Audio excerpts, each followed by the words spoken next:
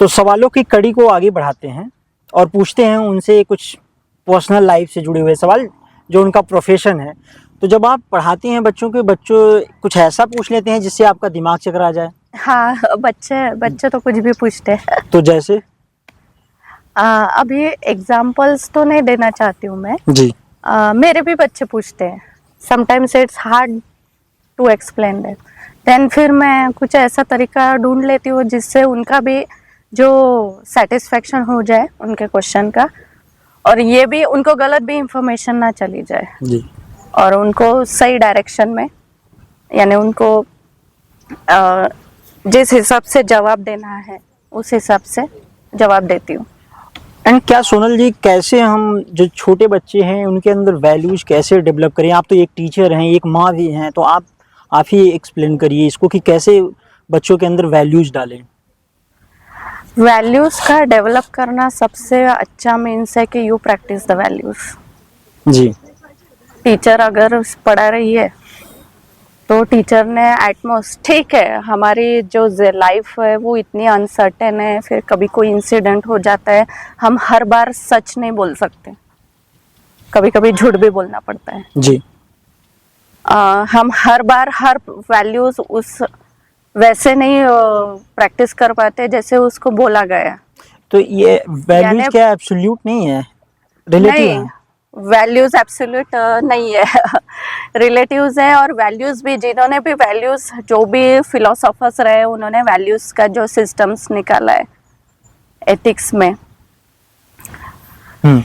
क्योंकि अभी आप कॉमन पीपल को नहीं समझा सकते कि इस वैल्यू के बिहाइंड रीजन क्या है।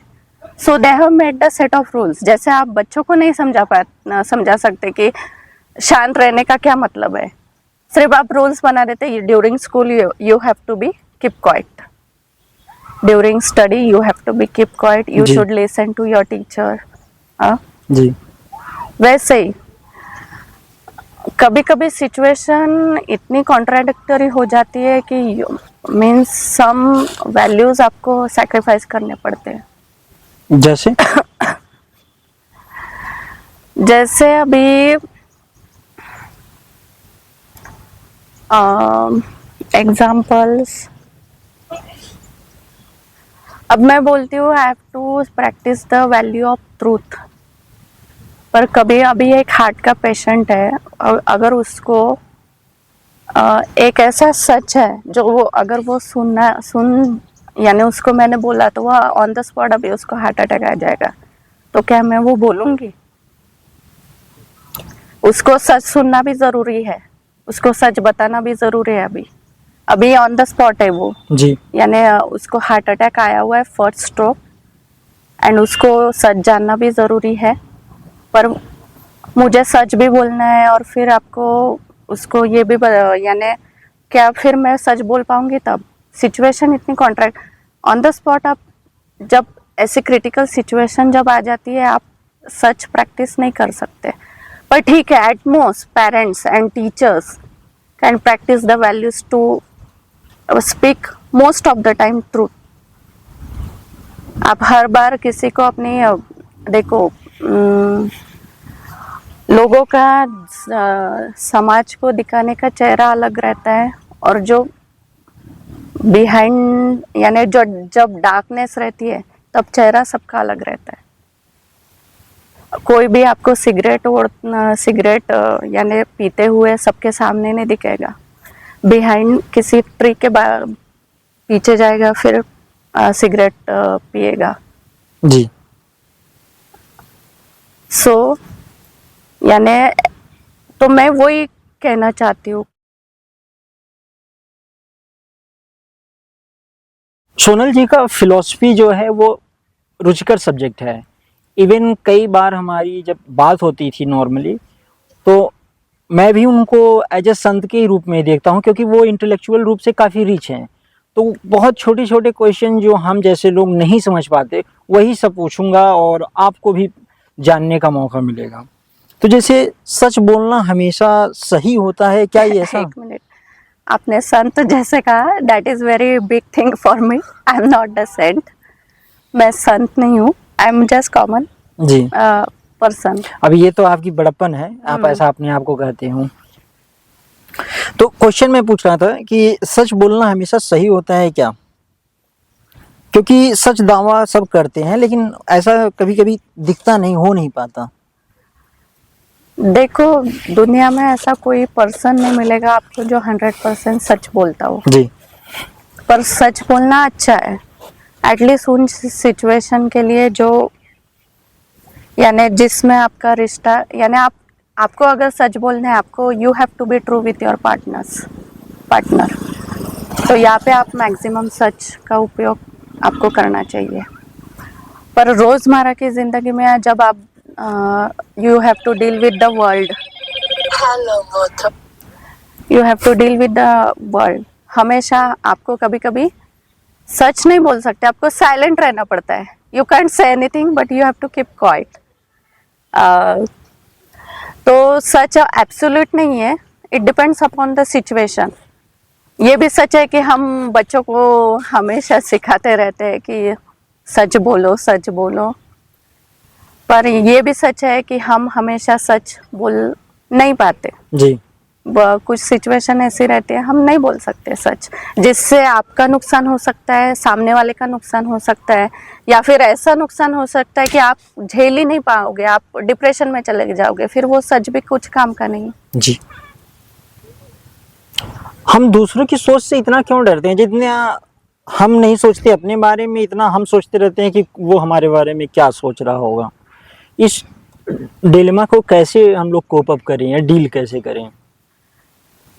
अभी ये बहुत ही साइकोलॉजिकल लेवल पे है। हमने अभी दुनिया, जब इंसान यानी जैसे ही टेक्नोलॉजी बढ़ी या फिर जब इंसान एडवांस होने लगा, तब से हमने कुछ क्राइटेरिया बना ली है कि person have to behave like this, यानी any human being have to behave like this. तो वो क्राइटेरिया में हम सब समाज में एक सिस्टम बनाया जिसमें कुछ वैल्यूज सेटअप किए।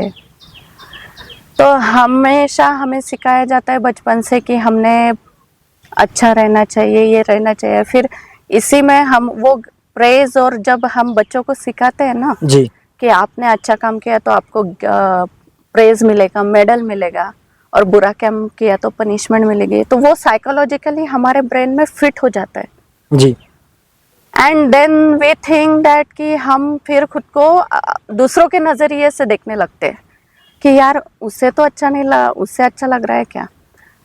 कुछ लोग तो ऐसा है कि हमेशा दूसरों को इम्प्रेस करने में अपनी जिंदगी गवा देते हैं, जबकि वैसा नहीं है। हमें अपने लिए भी जीना चाहिए, और इसके लिए सही तरीका ये है कि आपको पता है अभी आप मैच्योर्ड हो, अभी आप भी आपकी डिग्री हो चुकी है, एक बार डिग्री हो गई आपकी, आप मैच्योर्ड लेवल पे हो, तो जरूरी थोड़ी है जो काम सामने वाले को गलत लगता हो पर आपको लगता है कि वो सही है और आप प्रैक्टिस करना चाहते हो, देन यू गो।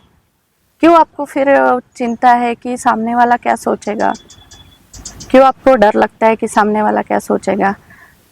फिर हमने यानी इसमें ये हो गया कि हमने हमेशा फिर हम ये भूल जाते हैं कि हम क्या है as a soul, what we are, हम कितने प्योर हैं ये भूल जाते हैं हम, और फिर हम ये देखने लगते हैं कि सामने वाले को क्या अच्छा लगता है, और सामने वाले को हर बार अच्छा लगेगा ऐसा होगा ही नहीं। 100% से उसमें से 80% आपसे नाराज रहेंगे, 2% हैप्पी रहेंगे, बाकी फिर आप क्या कर सकते हो उनके लिए अपना ये तो नहीं बदल सकते तरीका। कई बार लाइफ लगता है कि पूर्ण नहीं हुआ, क्या पूर्ण हो जाएगा, या ऐसी फीलिंग हमेशा ही रहेगी। यानी कंप्लीट हाँ। लाइफ तो कभी कंप्लीट नहीं रहेगी।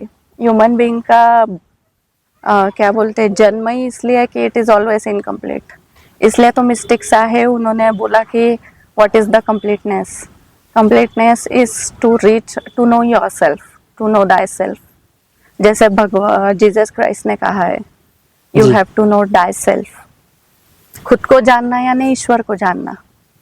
और वो प्रोसेस आप क्या अपनाती हो अभी? देखो, मेरी एक स्पिरिचुअल जर्नी है, वो तो मैं सबको नहीं बताना चाहती हूँ, because it is my personal point of view. जी। I am working on it.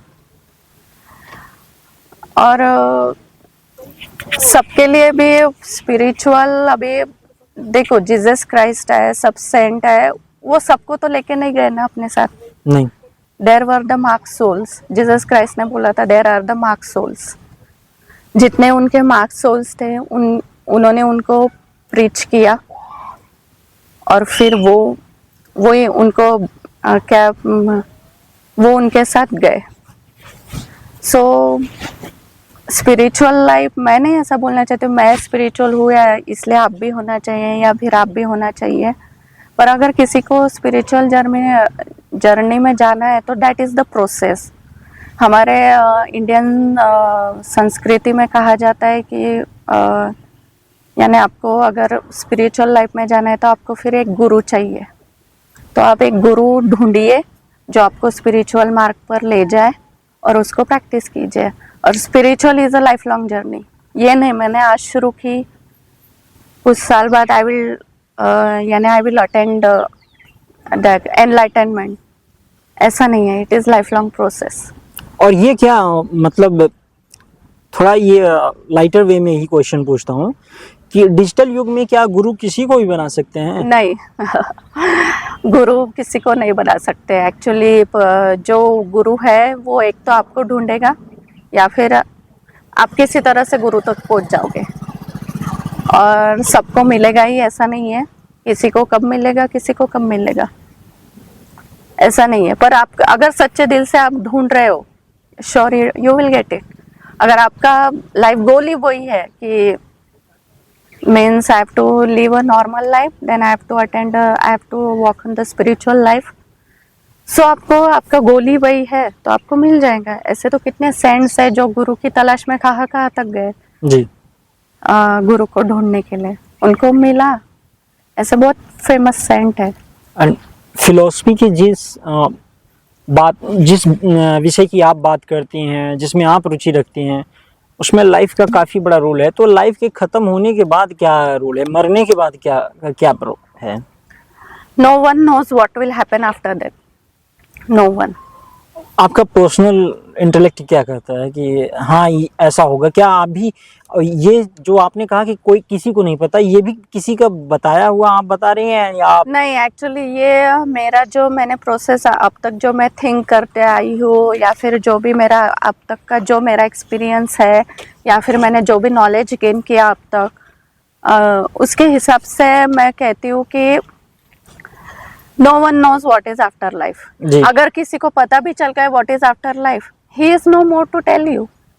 उसको वही पता चल गया what is after life and he is gone. Saints किसी सेंट्स ने समाधि लगाई। Yes. What is exact after death only saints know. पर वो तो चले गए, अब वो थोड़ी ना है हमें बताने के लिए। That is the moment. जी। आप जब डेथ एक्सपीरियंस कर रहे हो, दैट इज द मोमेंट। और जब वो मोमेंट आप एक्सपीरियंस करते हो, तब आप वो मोमेंट एक्सपीरियंस करने में तब तो बता ही नहीं सकते। और जब आप चले गए तब आप कैसे क्या बताएंगे? बॉडी तो नहीं रही, सोल हैज गॉन। तो इतनी बड़ी ग्रंथ लिखे गए हैं, इतनी बुक्स लिखी गई हैं, ओशो ने भी इस पे काफी कहा है, तो ये कहाँ से एक्सपीरियंस होकर के ये? नहीं, एक्चुअली अनुमान लगाया जाता है कि this is after life, that is after life, वो भी इंटेलेक्चुअल बेस पे, आपके अवेयरनेस के बेस पे। बट स्टिल एग्जैक्टली कोई बता नहीं सकता कि what is after death, even saints can't. और मैं आपको बोलूँ, जो भगवान हम इमेजिन करते हैं, अभी ये तो बहुत बड़ी बात हो जाएगी कहने के लिए, हम भगवान को मूर्ति में जब इमेजिन करते हैं, या फिर हम हमारे हिसाब से जब इमेजिन करते हैं, वो सिर्फ हमारे ख्यालों तक है। सेंट्स को पता है, सेंट्स जो भी रहे उनको पता था व्हाट इज गॉड, और जो भी अभी है उनको भी पता है व्हाट इज गॉड, और जो भी आगे होंगे उनको भी पता चल जाएगा व्हाट इज गॉड जी। पर problem is this materialistic world. Saint को पता है what exactly God is, but this materialistic world and its knowledge is very little to explain what is God. जी, पर्याप्त ही नहीं है। पर्याप्त ही नहीं, you can't explain. ये तो हमने बनाया, हम इसलिए मूर्तियों में भगवान को ढूंढते हैं क्योंकि जो अदृश्य है उसको आप कैसे क्या इमेजिन कर पाएंगे। एक तो आप उसको अपने जैसा इमेजिन करेंगे या फिर अपने से बढ़कर। अब इंसानों से बढ़कर तो कोई हुआ नहीं, कोई स्पीशीज नहीं हुई अब तक इंटेलेक्चुअल के मामले में जी।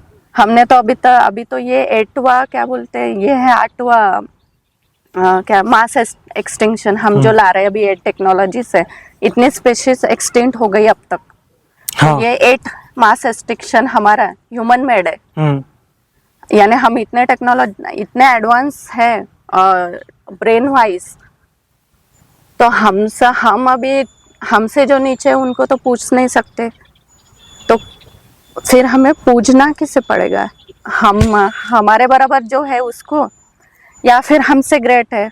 अभी जो हमसे ग्रेट भगवान है उसको तो हमने कभी देखा नहीं, इसलिए हमने मूर्तियां बनाई और मूर्तियों में भगवान को देखा, हमने सेंट्स में भगवान को देखा और हम पूछने लगे।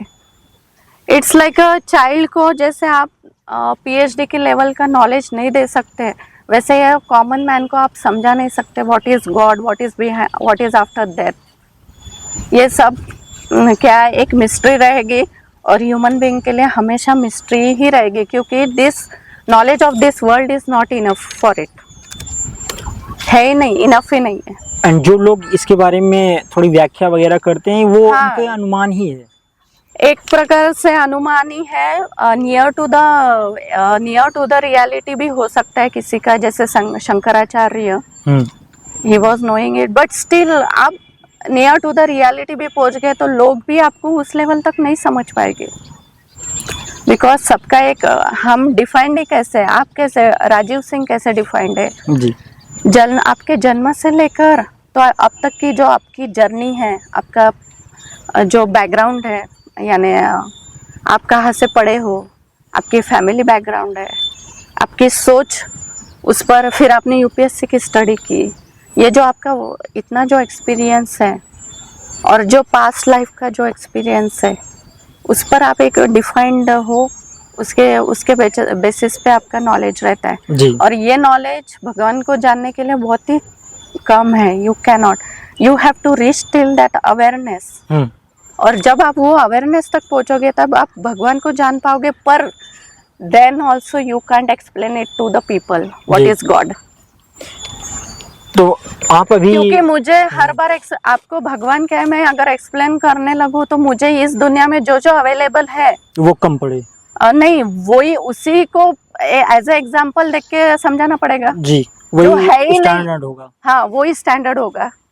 जैसे टाइगर को एक कंट्री में टाइगर मिलते हैं और एक बंदा जो बचपन से टाइगर को देख के बड़ा हुआ उसके कंट्री में, इसी मटेरियलिस्टिक वर्ल्ड से डिफाइन नहीं किया। हाँ, मटेरियलिस्टिक वर्ल्ड यानी आप डिफाइन भी करोगे तो आपके सामने जो है वही एग्जाम्पल आप पीपल के सामने रखोगे, उसके हट के एग्जाम्पल आप रख ही नहीं पाओगे। वो समझ कैसे पाएगा जब अगर किसी ने बचपन से टाइगर को देखा ही नहीं तो आप उसको किससे कंपेयर कर लोगे?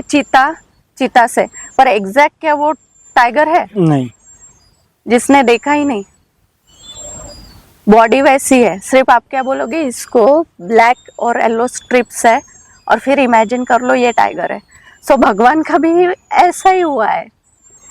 देखो ये है, ये कृष्ण ने भी कहा है भगवत गीता में कि मैं यानी पहाड़ों में अगर आप देखना चाहे तो मैं हिमालय हूँ, नदियों में देखना चाहे तो मैं गंगा हूँ, यानी जो सर्वोत्तम, जिसका भी आप सर्वोत्तम का ये लोगे, माप लोगे, वो मैं हूँ, पर वो भी कम है। यस, क्योंकि you are defining in the materialistic world and it is जो भगवान है वो स्पिरिचुअल, यानी it is different spiritual thing, it is transcendent, अलग है, परे है, इस जहाज से परे है जी।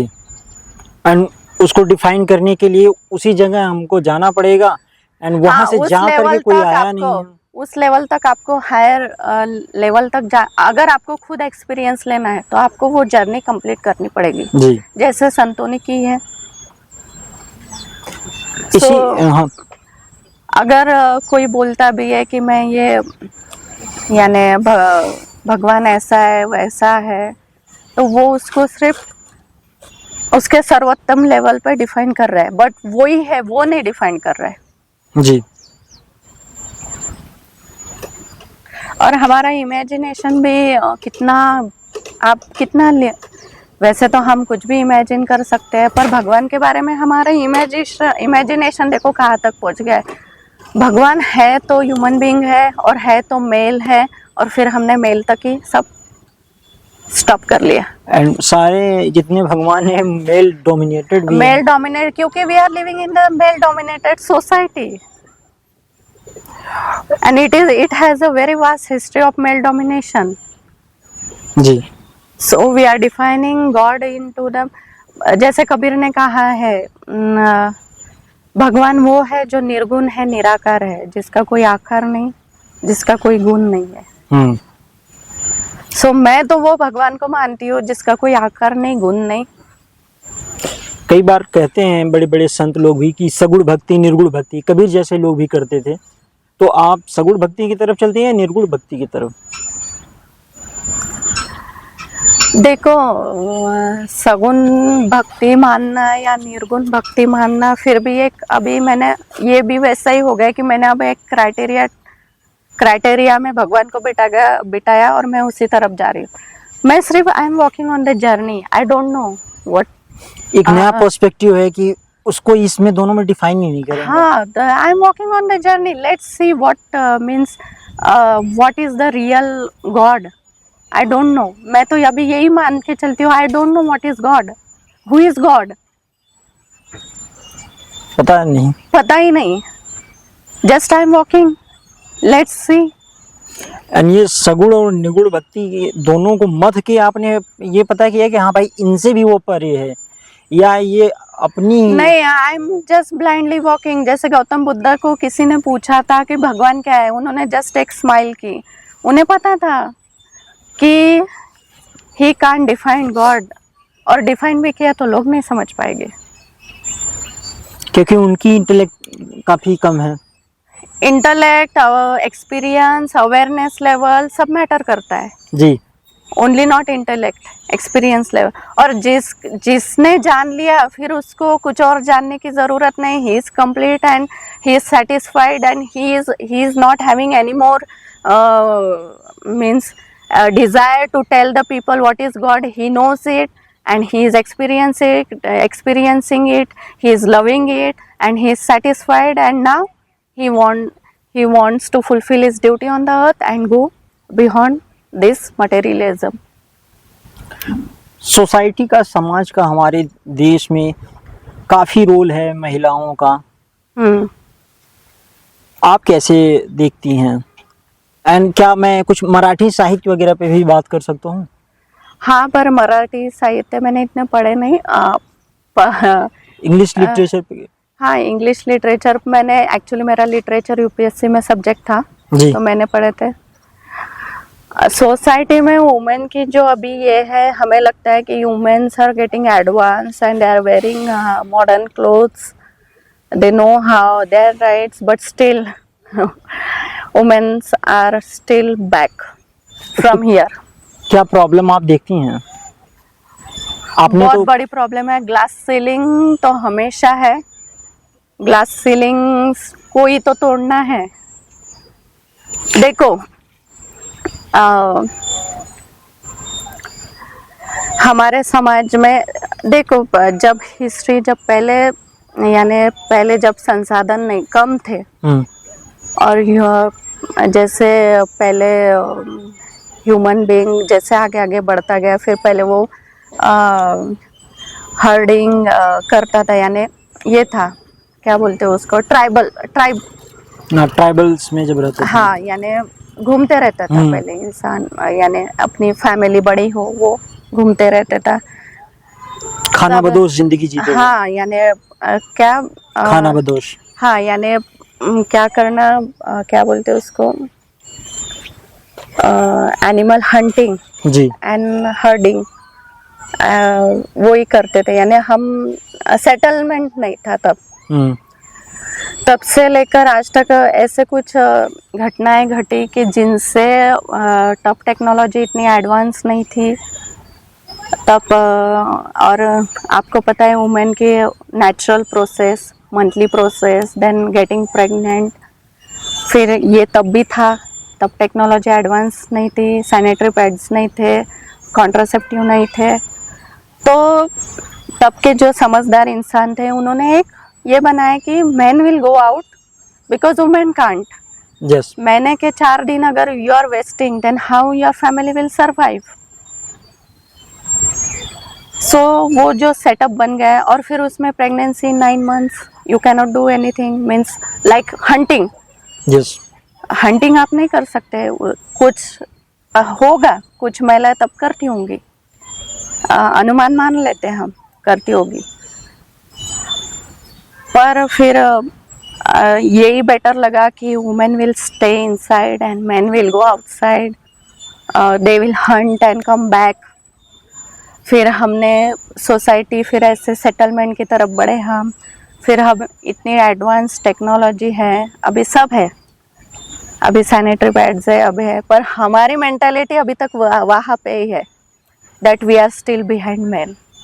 तो सिविल तो ये सोसाइटी जो सेटअप बनाया गया है कि दैट, फिर बीच में ऐसा एक पीरियड आया कि जिसमें औरतों का दमन हुआ, उन्हें डेलिबरेटली पीछे रखा गया।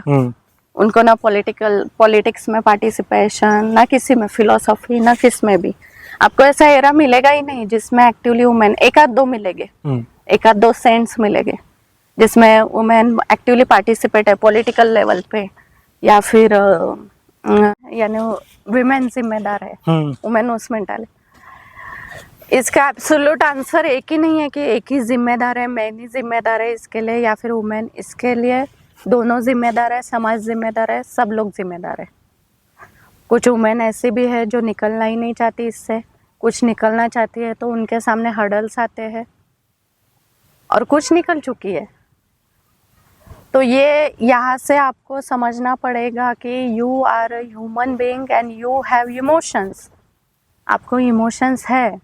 आप समटाइम्स आपके हस्बैंड के पहले आपको खाने की इच्छा है, आप खा सकते हो, वेरी नेचुरल इमोशन होता है। मीन्स कोई भी परफेक्ट नहीं है, इट्स नॉट।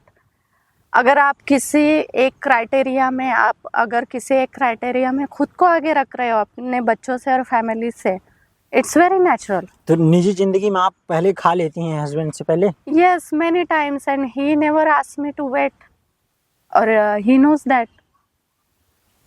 और ऐसा कभी नहीं है हुआ, and he knows how, means what is my thinking, so he is behaving according to that. हमारा यानी कोई प्रॉब्लम नहीं, ही नोज दैट। बच्चों से पहले भी खा लेती हूँ, एक आधी चीज पसंद आई मुझे, बहुत मेरी फेवरेट है, अब नहीं आ रहा, बच्चों के लिए क्यों है वेट करना, मैं खा लेती हूँ मजे से, लाइक अ चाइल्ड, एंजॉय करना।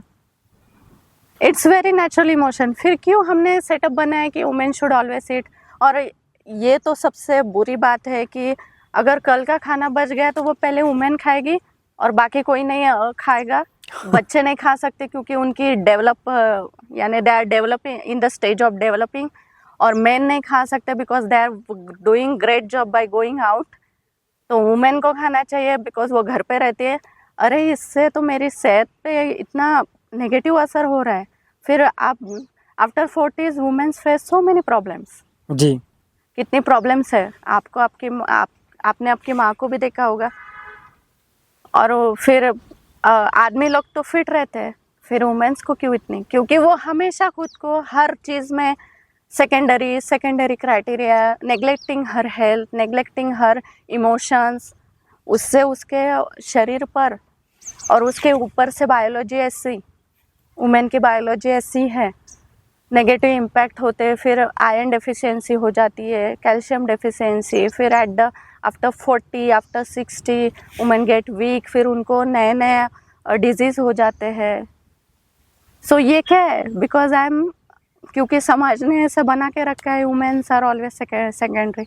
अरे what secondary, what you are talking about secondary? I am human being, I also sometimes I feel that I should go, कभी बच्चे ना हो, पति ना हो, मैं अकेली एंजॉय करने जाऊँ। I also want to do that. तो क्यों ना, जैसे एक नॉर्थ इंडिया में गुलाबी गैंग महिलाओं के लिए ऑर्गेनाइजेशन है, काम करती है, तो आप भी कुछ ऑर्गेनाइजेशन ऐसा बनाइए जो वुमेन को लेकर के आगे बढ़े। एक्चुअली मुझे ऐसा ऑर्गेनाइजेशन तो अभी तो नहीं बनाना है, क्योंकि मैंने अभी उस पर कुछ सोचा नहीं है। पर मुझे सिर्फ एक ही बोलना है कि अगर किसी को वुमेन, अगर इस सोसाइटी में आप रियल चेंजेस देखना चाहते हो, तो more women has to think in a different way.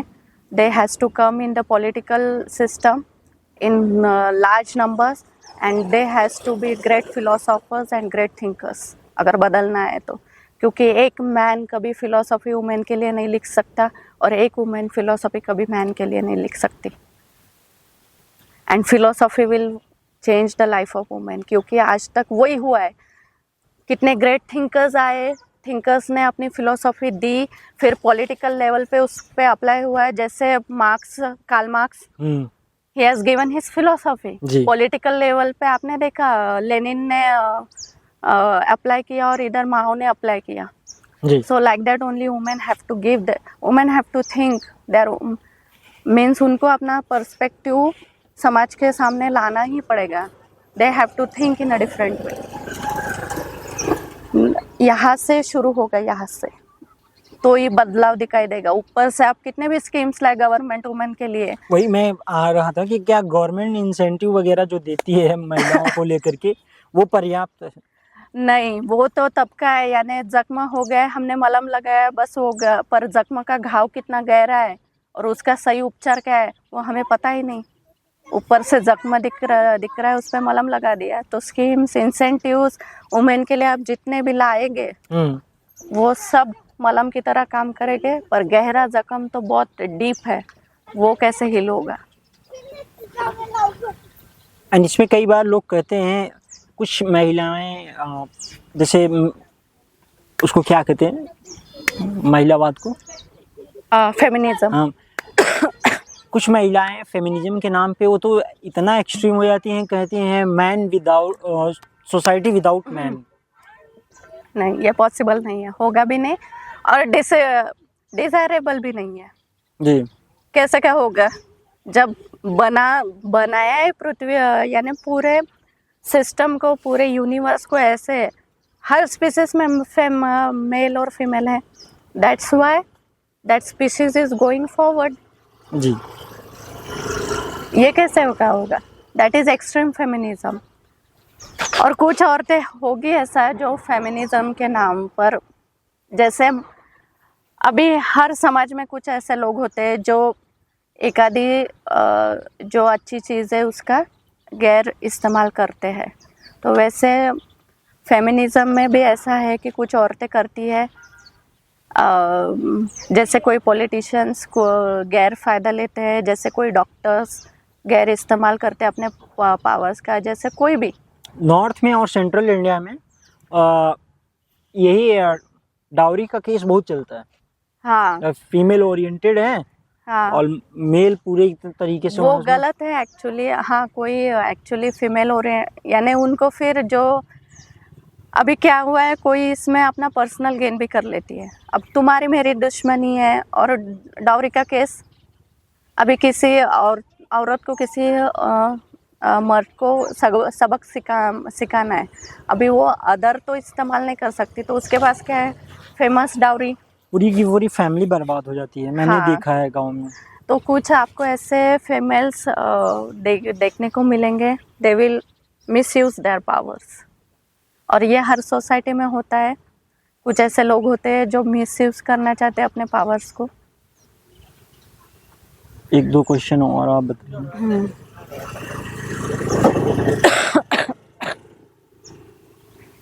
एक दो क्वेश्चन और आप बताइए। अभी आप क्या पूछना चाहते हो? सारे क्वेश्चन तो अभी आपने जो मेरी पोस्ट थी वो पढ़ो, फिर उस पर एक पूछो। जो मैंने वीडियो आपको भेजा। व्हाट्सएप पे है ना? हाँ। आप लिखने पढ़ने का भी शौक रखती हैं क्या? आप लेटेस्ट लिख रही हैं ऐसे? हाँ हाँ, पूछो। सोशल मीडिया इतनी लंबी चैन है कि किसी न किसी कड़ी से आप जुड़े रहते हैं। मैं कई बार देखता रहता हूँ, कुछ ना कुछ वो लिखती रहती हैं। तो इस समय आप क्या लेटेस्ट लिख रही हैं? मैं ऐसा नहीं लिख रही हूँ कि मैंने शुरुआत की फिर उसको एंड करना है। मेरे थॉट्स आते हैं और मैं वो थॉट्स को लिखती हूँ जी। और फिर मुझे पोस्ट करने का मन किया तो मैं पोस्ट भी कर देती हूँ। इट्स नॉट लाइक दैट कि I am writing deliberately by कि मुझे लिखना ही है, ऐसा सोच समझ कर नहीं। थॉट्स आते हैं और फिर वो थॉट्स अगर मैं नहीं लिखे तो फिर वो घूमने लग जाते हैं। तो कुछ ऐसा आपने लिखा है जो हमारे लिए, हमारी जनता के लिए बताइए, कहिए। बोलने जैसा तो बहुत कुछ है पर आप ही पूछिए, क्या आप पूछना चाहते हो? एक गाना गा के बताइए। नहीं गाना, मेरी आवाज अच्छी नहीं है।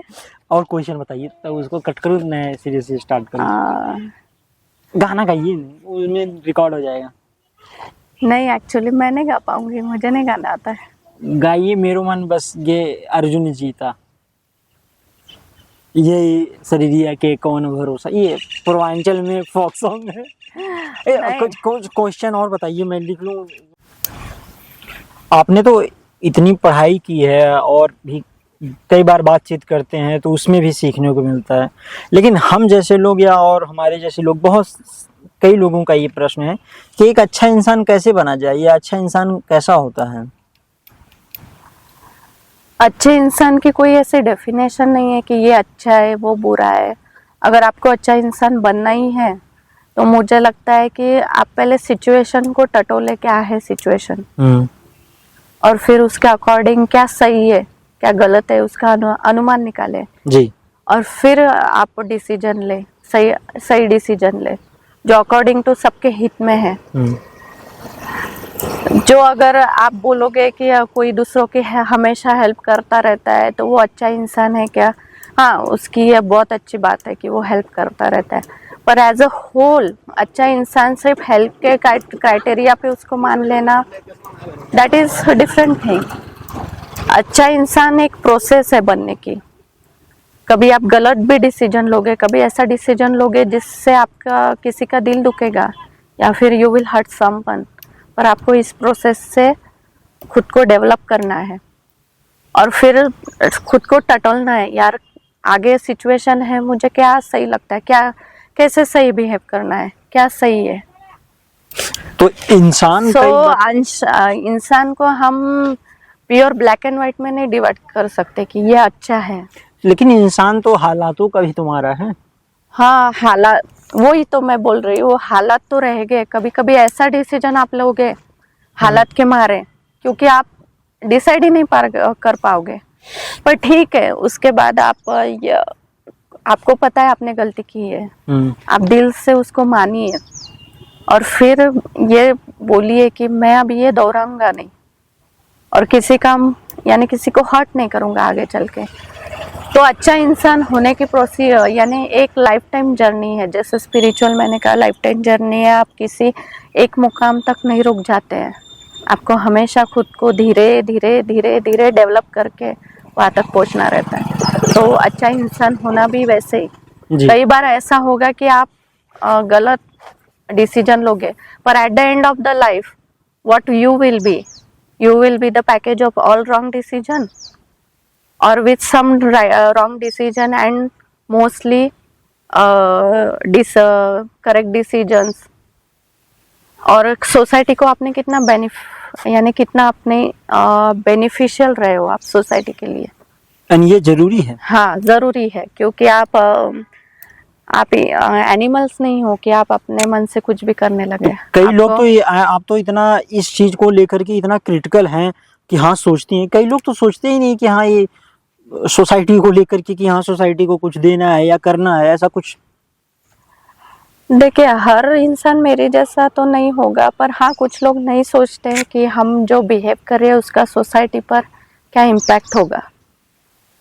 पर ये सोचना चाहिए सबने क्या इम्पैक्ट होगा, क्योंकि अल्टीमेटली आप तब तो आपके मन के खुशी के लिए तब तो एक सिचुएशन के अनुसार आप बिहेव कर जाएंगे, पर उसका जो इम्प्रेशन पड़ते जाता है और उसका जो वास्ट निकल के आता है ना, that will harm next generations and generations, and ultimately if your next generations are not good, then in the past you were not the good, ऐसा होता है वो। सो हाँ, इसलिए तो हमें डिस्क्रिमिनेशन की जो पावर है, हम चुन पाते हैं क्या सही गलत है, तो इसीलिए तो दिया है क्या सही है क्या गलत है चुनने के लिए, क्योंकि हम चुन सके कि क्या सही है क्या गलत है। इसीलिए बोलते कि हमने डिज़ायर्स को नहीं हमेशा ब्लाइंडली डिज़ायर्स को नहीं फॉलो करना चाहिए, क्योंकि उसका अगर एक बार सोसाइटी में इम्प्रेशन चला गया, it will create a disaster. जैसे दुर्योधन का एक एक्ट क्रिएट क्या हुआ, महाभारत हुई, डिस्ट्रक्शन हुई, पूरी फैमिली डिस्ट्रक्शन हुई, and even those who are not, क्या हुआ, आम जनता उसमें इन्वॉल्व थी नहीं, लेकिन वो भी मारी गई। उनके आम जनता के जो इतने सारे सैनिक थे वो मारे गए, उनकी फैमिलीज बेघर हो गई जी। तो हमें महाभारत से यही तो सीखने को मिलता है कि योर वन क्या disrespectful act can land you into. और फिर वो दुर्योधन तो हमेशा ही करते चला गया। सो इंसान को हमें अगर दिया है क्या सही है क्या गलत चुनना, तो हमने सोचना चाहिए कि हमें क्या सही है क्या गलत है, उसके अकॉर्डिंग बिहेव करना चाहिए। 120 या 130 करोड़ से ज़्यादा लोग महाभारत गीता को बहुत पवित्र मानते हैं ग्रंथ के तौर पे। क्या हम जैसे लोग या आप जैसे लोग गीता को लेकर के क्या इंटरप्रिटेशन आप रखते हैं, या महाभारत को भी लेकर के? देखिए, महाभारत जो ग्रंथ है और गीता जो ग्रंथ है, ये सच में इट इज़ ब्यूटीफुल। अगर आपको सही उसका इंटरप्रिटेशन आपको करना आ गया तो जी, इट इज़ रियली ग्रेट। अगर आप सही कैरेक्टर को अगर जानना चाहते हो, आप उस पर सोचने लगोगे, you will land into very depth of that character. तो आप कुछ कैरेक्टर्स के बारे में जिनको आप चर्चा करना चाहें और हम लोग जानना चाहें? सबसे मेरा मोस्टली इंटरेस्टिंग कैरेक्टर है भीष्म पितामह। आप पूछना चाहेंगे क्यों? Bhishma Pitamah was great. आपको पता है वो हर विद्या में ग्रेट थे वो जी, निपुण थे और सबके पितामह थे। Even he was eldest in the Kuruvansh, means जो महाभारत है उसमें वो एल्डेस्ट है, and really he was great जी। जो पर्सनैलिटी महाभारत में भीष्म पितामह की बताई गई है, means he is very high level, he was having all kind of विद्यास, और यानी जब आप और he highest level of wisdom he was having. जब अगर इस लेवल का इंसान सोसाइटी में है और फिर भी महाभारत हो रही है, then it is the very saddest part. तो क्या वो रिस्पॉन्सिबल हैं? ऐसे लोग रिस्पॉन्सिबल हैं अगर सोसाइटी में कुछ होता है? हाँ, अगर आपके पास हाई लेवल का विजडम है, आप सोसाइटी को अलग नजरिए से देख पा रहे हो, तो कोई मूर्ख लोग जो ये सोसाइटी को अपनी उंगलियों पर नचाना चाहते हैं, उनके खिलाफ अगर आप स्ट्रॉन्ग एक्शन नहीं ले पाते हो, तो then it's very saddest thing. इसलिए आई थिंक कि अगर you should have that courage to tell. Bhishma Pitamah के पास यानी इतना विजडम था कि वो दुर्योधन को ठीक है, उन्होंने प्रतिज्ञा ली थी क्या दैट ही विल बी क्या dutiful towards the throne of Kuruvansh, उसके प्रति वो हमेशा ड्यूटीफुल और राइटियस रहेंगे। पर प्रतिज्ञा में वो अधर्म उनके हाथ से एक प्रकार के प्रतिज्ञा निभाते निभाते अधर्म हो गया। वो दुर्योधन जब छोटा था, छोटे बचपन में कुछ ना कुछ तो गलतियां करता होगा जी। ऐसा character cannot build in one day, it is the step by step process. और Duryodhan is the reflection of Dhritarashtra, he was blind. तो उसका तो बचपन में वो गलतियां करता था। क्या Bhishma Pitamah as a eldest person, उनका कोई ये नहीं था कि उसका कान पकड़ के बोले that you are doing wrong, पहले से कमांड पर उस पर रख सकते थे जी। ठीक है, नहीं एक आधा बच्चा नहीं सुधरता, वो सुधरता ही नहीं, लाइफ टाइम नहीं सुधरता। जब द्रौपदी का चीर हरण हो रहा था, सबसे बड़ी भीष्म पितामह की गलती है कि ही मेंटेन साइलेंस। क्योंकि वो राजशाही या राज दरबार गद्दी के प्रति उनकी गद्दी के प्रति ईमानदार थे। तो इसका वास्ट आप मतलब निकाले, आप किसके प्रति ईमानदार हो? गद्दी के जो प्रजा है उसके प्रति। हाँ, सोसाइटी। राजा, आप अगर किसी थ्रोन के प्रति ईमानदार हो, that is very good thing, क्योंकि राजा है और राजा फिर प्रजा की देखभाल के लिए। तो इनडायरेक्टली आप किसके प्रति ईमानदार हो? प्रजा के प्रति। प्रजा आपके लिए सब कुछ होना चाहिए। और एक व्यक्ति जो प्रजा पर इतना बुरा इंप्रेशन पड़ने जैसा काम कर रहा है, आप उसका तभी के तभी विरोध नहीं कर सकते। That is the biggest mistake every person who is making, means who have that level of wisdom, जो विजडम उनके पास थी और उनके पास जो विद्या थी, उस लेवल पे अगर आप मौन रख रहे हो, then it is very bad. इसलिए सबसे ज्यादा तकलीफ तो भीष्म पितामह को हुई। He was 58 days on the bed of the arrows. जी। जो अर्जुन और शिखंडी ने मिलकर जो भीष्म पितामह की तरफ एरो चलाए थे, तो उसका एक बेड तैयार हो गया था, उस पर भीष्म पितामह बाण की सैया पे लेटे वो। हाँ। तो आई थिंक जब इस लेवल का कोई समाज में व्यक्ति है, he should not keep silence. Silence नहीं रखना चाहिए, बोलना चाहिए। बोलने के बाद फिर जो होगा वो देखा जाएगा, पर बोलना चाहिए। गलत है, गलत को गलत ही मानना चाहिए तब। ये बात तो सही है। और वहां पे तो गुरु थे, जो गुरु हम जिसको सबसे बड़े, मुझे तो यही नहीं समझ में आता, जब द्रोणाचार्य को और भीष्म पितामह को we are thinking that they are so much great. Dronacharya was so great, उनके शिष्य इतने ग्रेट थे। कर्ण को उन्होंने नहीं विद्या दी, पर फिर भी करना चाहते थे कि वो उनको पढ़ाए। फिर एकलव्य ने उनसे इनडायरेक्टली विद्या ली। द्रोणाचार्य जैसे गुरु अगर पूरे जो है द्रौपदी का, अगर वहां पे ये हो रहा है, ह्यूमिलिएशन हो रहा है, और एक गुरु अगर कीप क्वाइट यानी शांत बैठा हुआ है, तो really saddest thing in every society. जिस सोसाइटी में हो ये ऐसा होगा, महाभारत होगी।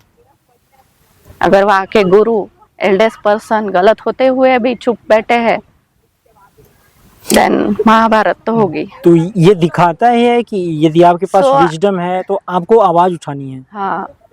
सोसाइटी के किसी भी सेक्शन के लिए अगर कुछ बुरा हो रहा है, अदरवाइज आप चुप नहीं बैठ सकते। You can't. बैठने का फायदा ही नहीं है। फिर महाभारत होगी, डिस्ट्रक्शन होगा, सब तबाह होगा। इट विल हैपन एवरीथिंग, फिर डिस्ट्रक्शन मोड में चला जाएगा जी। और यही तो सिखाती है महाभारत, यही सब सिखाती है कि इंसान कैसे डिस्ट्रक्शन मोड की तरफ, इतना सब कुछ होके भी डिस्ट्रक्शन मोड की तरफ हम जा रहे हैं। तो मैं यही कहना चाहती हूँ कि जो हमारे ग्रंथ है, जो भी लिखा हुआ है, वो सब ग्रेट है, सिर्फ उसका सही इंटरप्रिटेशन करते आना चाहिए। कई लोग भी इसका व्याख्या अपने अपने तरीके से करते हैं, लेकिन कई जगह जो समाज में उसकी परछाई आएगी उसको छोड़ देंगे। हाँ, कि हाँ, कैसे मैं गुरु द्रोणाचार्य को कैसे उनकी आलोचना कर दूं। आप कोई भी गुरु खुद को इस ऐसे सिचुएशन में खुद को ग्रेट मान ही नहीं सकता।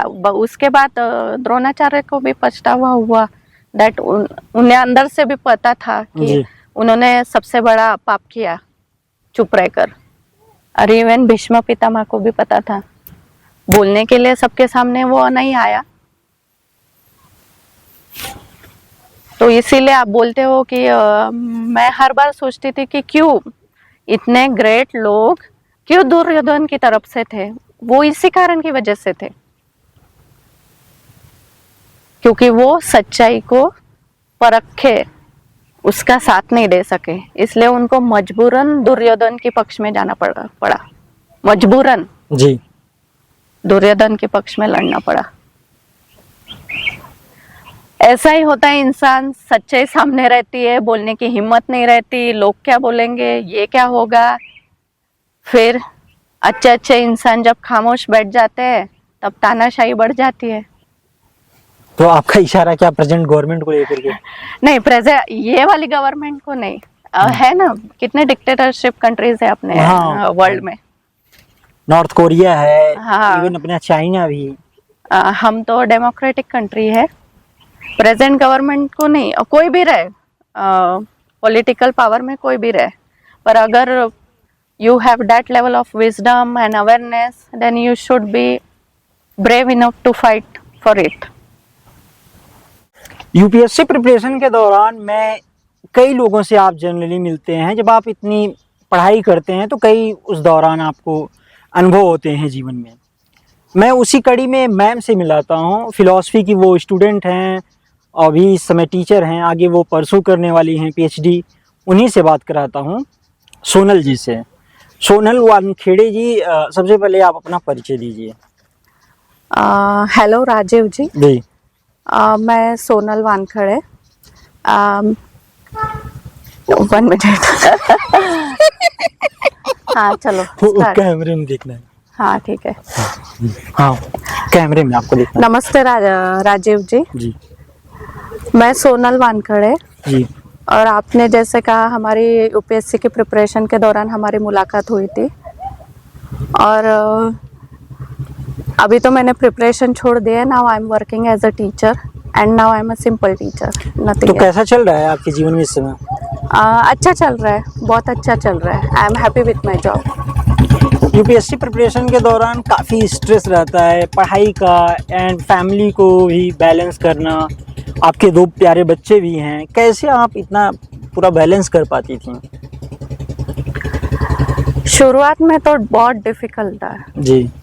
लाइक एनी अदर पर्सन, यानी हमें जब आदत नहीं होती है किस चीज़ की और हम उसकी तरफ बढ़ने लगते हैं जी। तब क्या होता है, सडन चेंज, फिर आपको चेंज करना पड़ता है खुद को according to the your goals. जी। सो मैंने भी वैसे किया। It was like very struggle. फिर बच्चों को भी संभालना है, पढ़ाई भी करनी है, घर की तरफ भी ध्यान देना है। जी। और शुरुआत में it was like very complicated, like a thread, जो बोलते हैं ना, थ्रेड ऐसा गुंत, आप हिंदी में क्या बोलते हो? ऐसे चक्र चलने लगता है। हाँ, जब थ्रेड ऐसा उलझ जाता, यानी उलझ जाता है, उलझा हुआ। So it was like that. मैं वैसे ही थी, उलझी हुई थी, how to manage everything. But step by step I learn during the UPSC preparation that I have to solve one by one. I have to take care of my family also, my kids also, and I have to give time for studies also. तो आपके लिए सफलता का क्या मायने है? आज आप अपने आप को सफल मानती हैं? Yes, सफल तो मानती हूँ। सफल होना यही नहीं कि आप यानी वर्ल्ड को दिखे कि आप किस मुकाम पर है। जी। I am satisfied. वैसे बात करके मैंने तो आपसे पाया है बहुत ही उलझी। कई बार तो मैं तो सोचता हूँ कि जैसे कि हाँ, यूपीएससी के दौरान पढ़ाई करने के दौरान सफल नहीं हुआ तो मेरा मकसद वही था, अभी क्या मकसद है?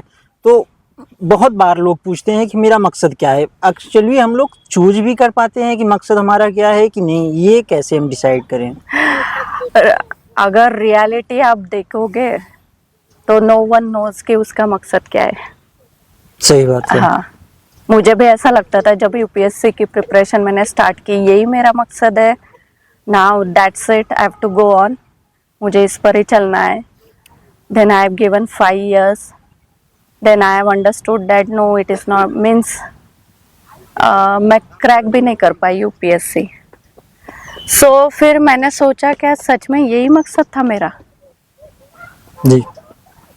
तो इट वाज कुछ दिन तो यूपीएससी का जब वो रिजल्ट आया उसके बाद तो मुझे समझ में नहीं आया कि what shell I do now, जिसके पीछे मैं इतने पागलों की तरह मेहनत कर रही थी, even with my family, my 2 kids, my husband. Yes yes.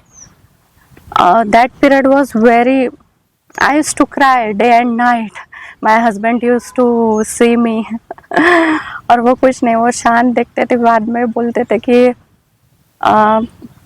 कभी ना कभी तो अभी ये भूलना ही पड़ेगा। तो हाँ। किस्मत में ऐसा नहीं था या मेहनत, हम लोग क्या इसको कहें? नहीं, एक्चुअली हम डिफाइन कर लेते कि हमने बस ये मकसद चुन लिया और हम उस पर ही चले गए, बट ऐसा नहीं होता। Life is very uncertain.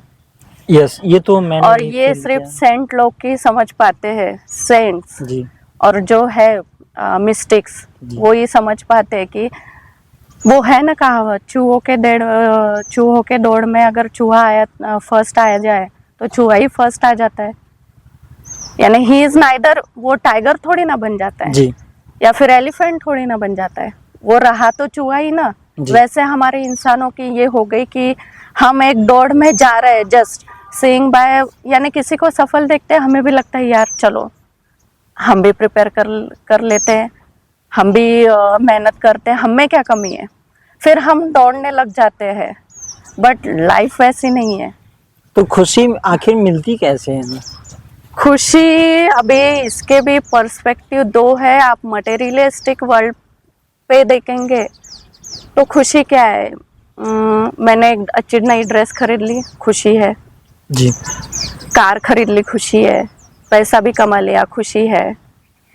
फिर वहां तक पहुंच गई जहां तक मेरा ये था कि सब लोग मुझे जानने लगे, खुशी है। पर जब आप फिलोसॉफिकल पॉइंट ऑफ व्यू या फिर स्पिरिचुअल जर्नी में देखेंगे, खुशी इंसान को तब तक नहीं मिलती जब तक वो खुद को नहीं पहचानता, रियलाइजेशन ऑफ सेल्फ। और self realisation is the most means it is the goal. हमें लगता है कि कार खरीदना गोल है, आपके भी कोई सपने जी। होंगे। तो आपने इसी में कहा, इसी कड़ी में, कि स्पिरिचुअलिटी जब तक आदमी कंटिन्यू नहीं करता, एक सामान्य इंसान, हम जैसे लोग, जो युवा जिंजी कहलाती है, जो इतने तरीके से डिस्ट्रैक्ट है, वो कैसे समझेगी कि हाँ उसको कैसे परस्यू करना है स्पिरिचुअलिटी? देखिए, गोल्स रखना इट्स नॉट हार्म, होने चाहिए। हम कैसे बढ़ेंगे?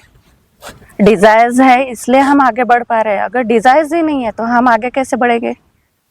अगर मुझे, इट्स वेरी कॉम्प्लिकेटेड, मुझे अगर कुछ पाने की इच्छा है तो उसमें डिसिप्लिन में आपको रहना पड़ेगा, उसके अनुसार आपको रहना पड़ेगा, and it is very nice thing.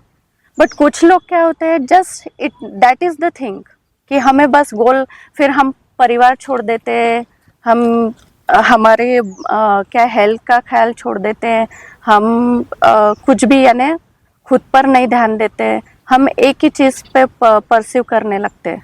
तो एम्बिशन कहा जाता है, महत्वाकांक्षा, अपने आप में खुद एक कॉन्ट्राडिक्टरी है कि आपको किसी चीज की कामना नहीं करनी चाहिए स्पिरिचुअलिटी में, और जब हम स्पिरिचुअलिटी में जाना भी एक तरफ का डिजायर ही है। मुझे डिजायर है that I should be on the spiritual path.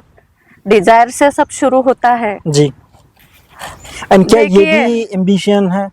हाँ, ये भी एम्बिशन है, पर हम देखो ये मीन्स है, गोल्स के हम क्या गोल को ध्यान में रखते हैं, पर मीन्स हम मीन्स को ध्यान में रखना हम भूल जाते हैं। जी। हम फिर ऐसे तरफ चले जाते हैं कि जो हमारे लिए डिजायरेबल नहीं है।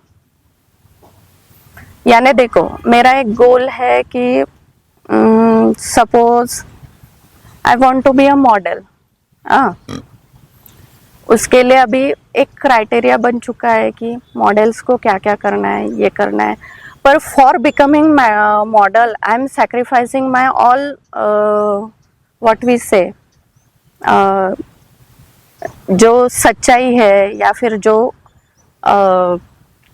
बेसिक जो हमारा ह्यूमन नेचर है, ह्यूमन बीइंग होना यानी क्या होता है? बीइंग होना यानी एनिमल से ज़्यादा हमें पता है कि हमें क्या सही चुनना है और क्या गलत चुनना है। पावर ऑफ डिस्क्रिमिनेशन जी। यानी एनिमल्स को नहीं पता रहता कि क्या सही है क्या गलत है, दे गो।